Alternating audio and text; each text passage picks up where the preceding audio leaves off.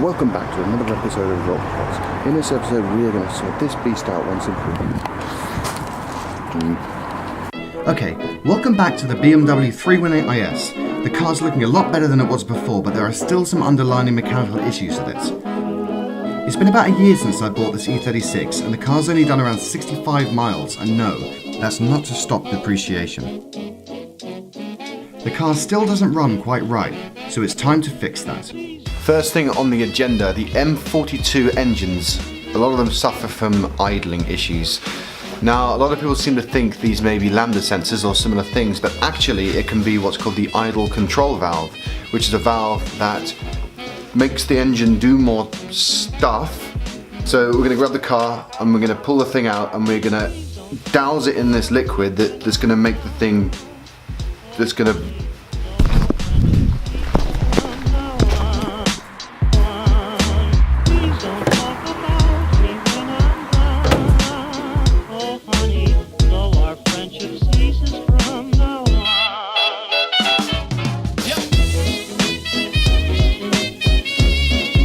Right, so the bonnet still won't stay up. It looks like I need to replace the struts on it.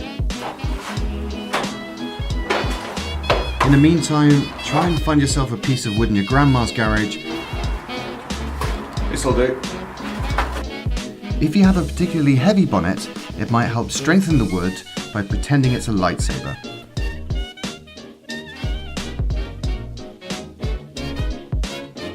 Jam that under the bonnet and you should be good to go. The idle control valve is located at the back of the engine under the bonnet. The purpose of the idle control valve is to control the airflow into the throttle body to keep the engine idling well. A bad idle control valve will stall and hunt for revs and can cause issues with low speed driving as well.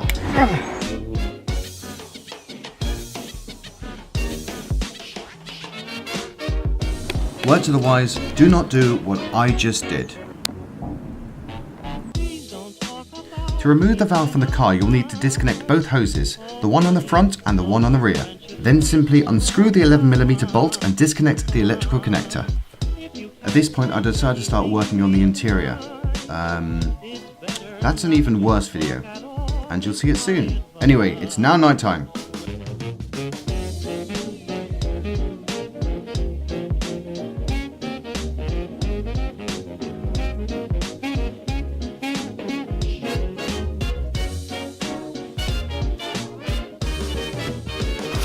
Right, if I remove the valve from the car, this is what helps the car idle.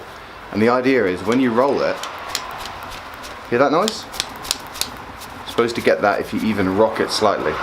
It's completely gummed up, so what you have to do is you have to use some carburetor cleaner and spray it into one of the holes, and all the crap comes out and your car idles again. Let's give it a go.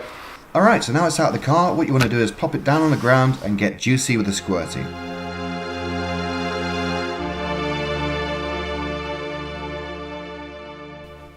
Now, most people would simply replace the idle control valve with a new one, but it's actually pretty easy to remove and give a good clean up.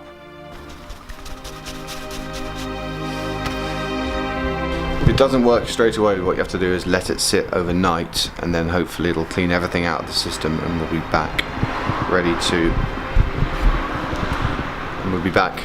to idle tomorrow. Make sure you give this a good blast with the carb cleaner. Just watch out, this stuff is highly flammable because it's literally petrol in a can. It's really late.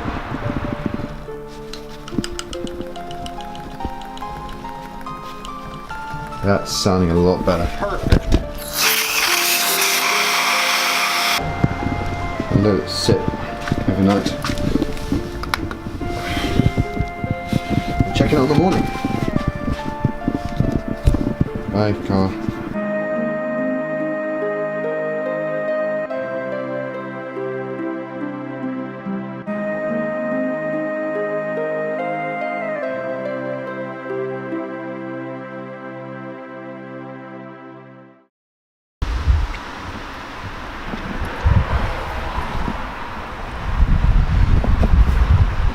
Having removed both the pipes, what I'm going to do is remove the fuel rail as well, just to give a closer visual inspection.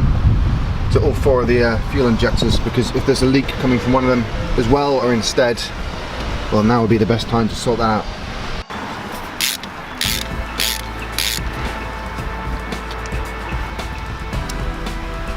Alright, so I can see everything under here looks good. And make sure there are no deposits of fuel. This is looking really good, so all we need is some fuel hose. How to cut fuel hose. Step 1, get fuel hose. Step 2, find a convenient way of cutting it. Oh shit.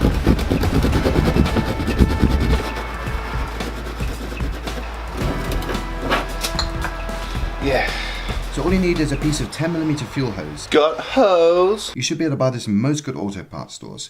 I always like to put the nut on first because that enables me to adjust the tension as I go down. And then you screw it in slightly to the rubber, otherwise it'll fall all the way down underneath the car and you lose it. I always tighten them up halfway first so you can still move them around. And it'll grip better when you get it to the bottom. And we have no more fuel leak from the car. Let's give it a try.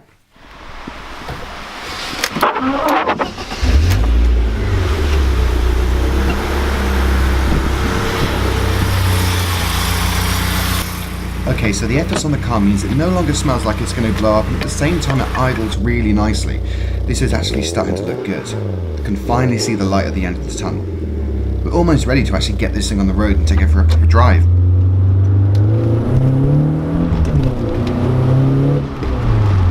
And that's all there is to it. Come see me again soon. Bye!